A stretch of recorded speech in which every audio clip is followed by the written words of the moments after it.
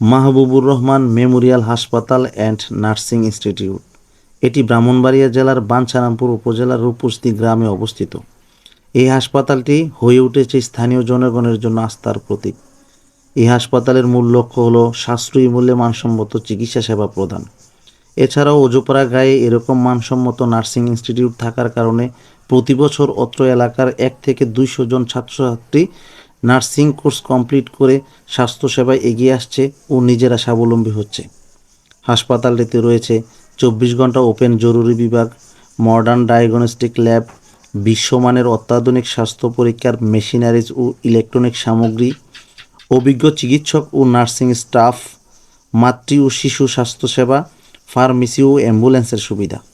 হাসপাতালটি শুধু চিকিৎসাই নয়, গড়ে তুলেছে স্বাস্থ্য সচেতনতা। নিয়মিত মেডিকেল ক্যাম্পেইন ও স্বাস্থ্য শিক্ষা কার্যক্রমের মাধ্যমে এটি পরিবর্তন আনছে স্থানীয় স্বাস্থ্যসেবায়। ধন্যবাদ সবাইকে, ভালো থাকবেন, আল্লাহ হাফিজ।